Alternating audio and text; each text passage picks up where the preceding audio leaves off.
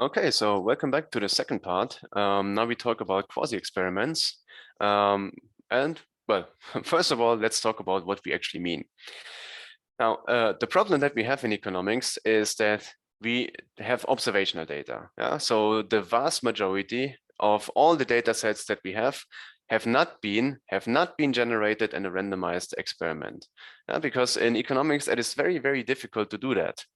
Yeah? So randomization is first of all often like not ethical. Yeah? So because many members of the control, or like actually all the members of the control group, have to be denied a potentially beneficial treatment. And also kind of like the programs are designed such that resources are allocated to the individuals that are in need the most. Yeah? So kind of like if you want to have the effect of a free lunch program, in principle, you should take all the children in the population and give free lunch to a randomized subset. Huh?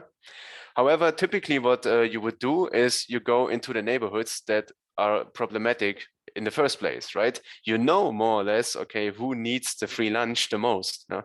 And typically the program will exactly do that. Yes, you target a subpopulation which you know is in need. And because you know the subpopulation is in need, it's anything but random. No?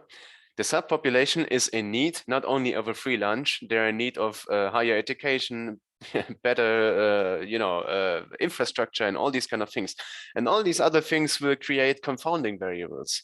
And this is a huge problem for your inference. You cannot simply take the treated group versus the non-treated group because the treated group is already starting from a lower point in the first place. So these people have severe problems, and that is precisely why they get the free lunch.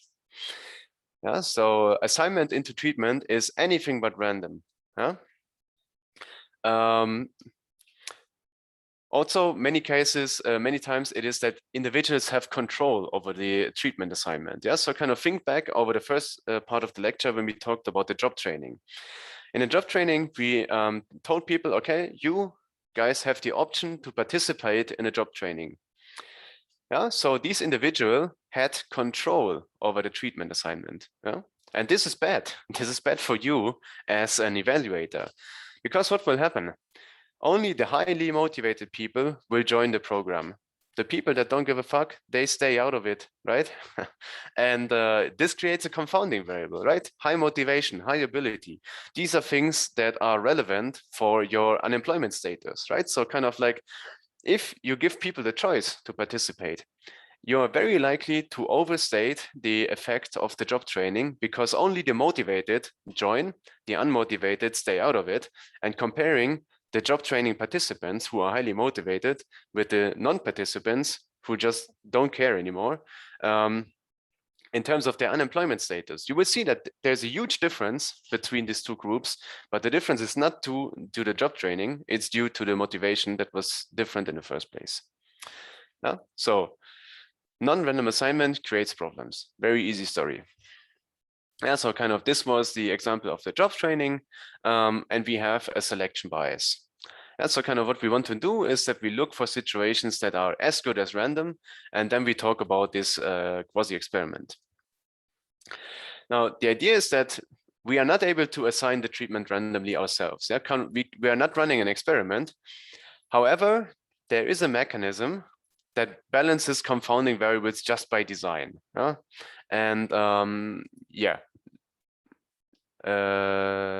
I think we talk about what do we mean? Natural experiments, basically. We talk about this in a second. Now, let's talk about treatment effects in difference and differences. No, did I skip a slide? No, I did not. Okay. Again, we have, this is pretty much the same as before. Let's say we have a binary treatment at first, job training, education program, whatever. And we have an outcome that we study using a sample of individual. And the treatment is not induced by us. So we as the researcher, we don't have control over the assignment, but rather we have some sort of natural experiment that creates some exogenous assignment into treatment and control. For instance, like sudden policy changes, or very popular are natural disaster or even terrorist attacks.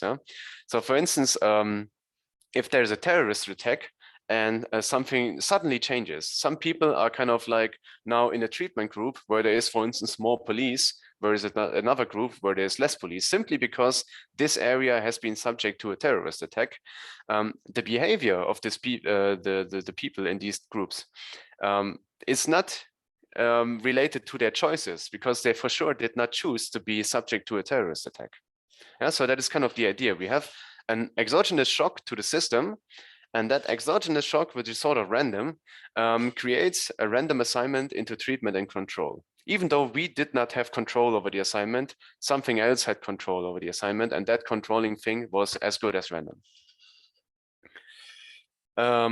Again, typically what we see is that the subgroup that is affected by the treatment, by this natural experiment, is not necessarily representative for the whole population. So our object of interest is the average treatment effect on the treated, as we discussed before. Yeah. Now, in the classic difference in differences, we have two groups in 2 periods of time. So basically, we have treatment and we have control. And now, because we will use a regression framework, we can easily adapt this to very complex settings, actually. Now, the two groups, treatment and control. Both groups are untreated in the first period. And then we move to the second period, and only the treatment period, the treatment group gets the treatment. The other one, kind of like the control, stays untreated in both periods. This one is treated only in the second period, or the period that we call t equal to 1 here. And we observe the outcome in both periods, and we observe whether people have received the treatment. Okay, so what do we do then? Again, some notation. The notation is pretty similar to what we had before, right? So the t indicates the time period, and the 1 in the upper index simply tells you that, okay, here we look at the people in time period t that have received the treatment. And again, the problem that we have stays exactly the same. We cannot simultaneously observe both potential outcomes. It's impossible. We cannot observe the counterfactual. However, again, we have a natural experiment, yeah, a natural random assignment that creates a control group that is basically the same as the treatment group, except for the thing that was, the treatment that was induced by the natural experiment, which is again as good as random. That's the idea. We have a treatment group, and the natural experiment gives us a control group, and these groups are the same except for the treatment. Yeah. And the way we will make this work is, and this is already kind of an outlook for the crucial, what we will call parallel trends or common trends assumption. Had there not been a treatment and control would have developed in exactly the same way. Yeah, that is the idea. And now in the treatment group, we have a treatment. So only in the treatment group, we see when we move that something diverges. And we can now take this divergence minus what happened in the control group, yeah? And under the assumption that without the treatment, they would have developed in the same way, we take the divergence minus what we see in the control group, and this difference is going to be our treatment effect. Yeah? So that's kind of like the very simple idea, actually. Okay, now how do we make this work?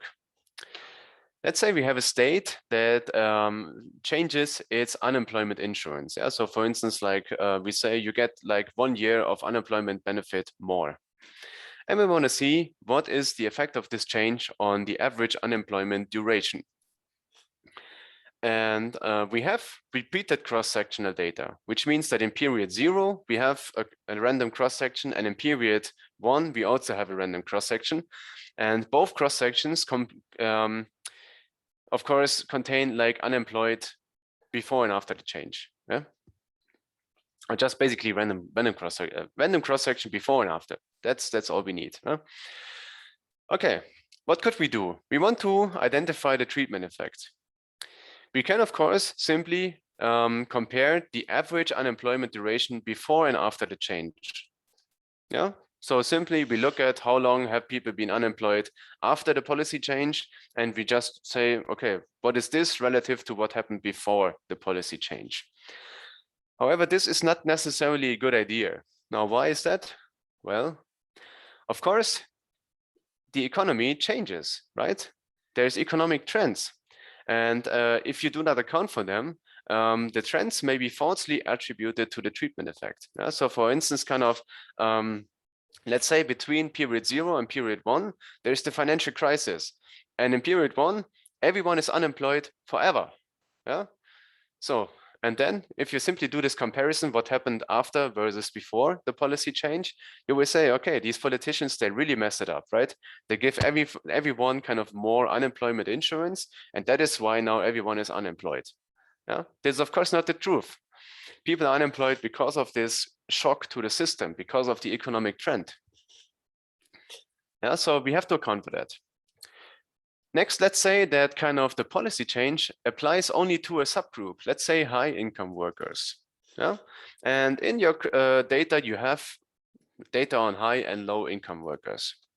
Now, what you could do, you could also try to identify the effect of the policy change by comparing the average unemployment duration of high versus the average unemployment duration of low income workers. Yeah? And you do this, of course, after the policy change. Otherwise, it doesn't make sense. But of course, this doesn't make sense either because like you assume that high and low income workers are necessarily comparable. They are not. Yeah? They have many other things. It's just that not just the income that is different. It is typically the level of motivation, level of education, labor market experience, industry, whatever. Huh? And therefore, there is plenty of confounders that make sure that this naive difference will not give you anything sensible. So what do we do? In the vanilla difference in difference case, we say we have 4 groups. In fact, it's basically only 2. It's treatment and control. And each of those 2 groups you have before and after the treatment takes place. Yeah, so this makes it into 4 groups.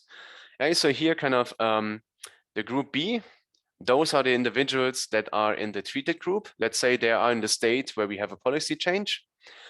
B0 means they are before the treatment took place, and in B1, those people received the treatment. And in the A group, they are, for instance, in another state where there is no policy change at all. Yeah? Those people never received treatment before or after, doesn't matter. Yeah, and we have these groups, and when we write the bar, we simply calculate the average over the groups as before, right? Okay, let's only look at state B. There has been a policy change. Now, what do we do here? We compare after to before on average. Yeah, this was kind of the thing that contains time effects, because the economy, for instance, changed between 1 and 2. If there's a financial crisis in between, this will be a confounding factor.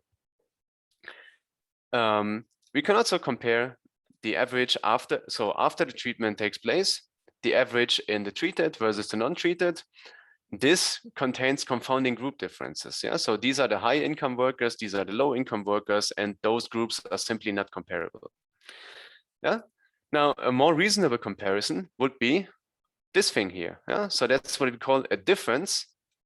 So actually, a difference that's referring to this, a difference in differences.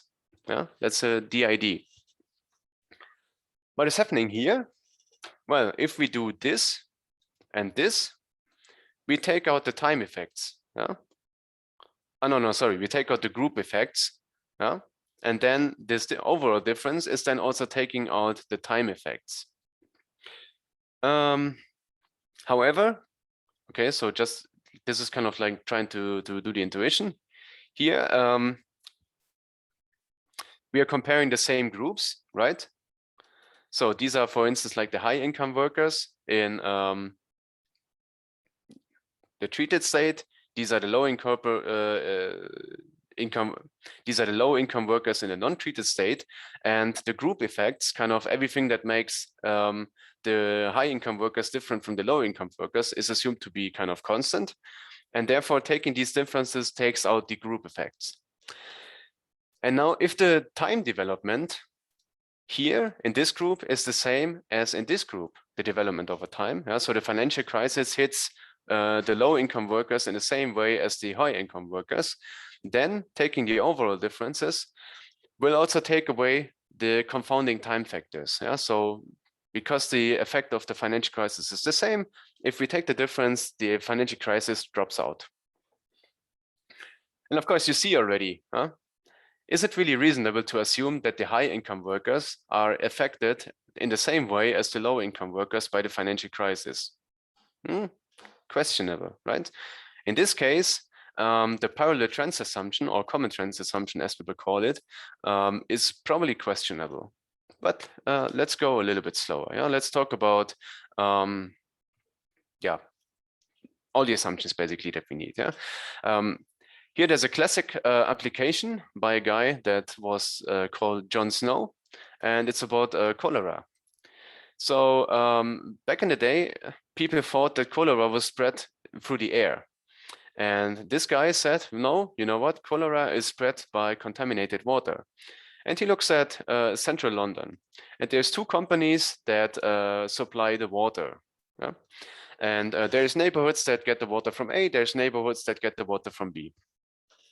And you look at the neighborhoods and you see that kind of like the rate of cholera is pretty much the same in both types of neighborhoods, A and B neighborhoods.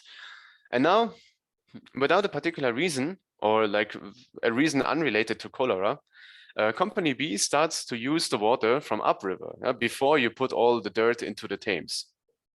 And suddenly you see that in company A, still the rate of cholera is the same, but in company B areas, you see that the rate of cholera is much lower. So you see that before the treatment, before the change, everything was the same, and afterwards, this thing has a sudden improvement. And this was very convincing example of difference and differences. And John Snow published his research, and then afterwards company A also moved the water intake upriver because it was very clear that cholera is spread by contaminated water. So that's the history of one of the earliest application of this idea. And now this is like the technical part. Maybe we have a little break here, and we continue with this part in the next part of the lecture.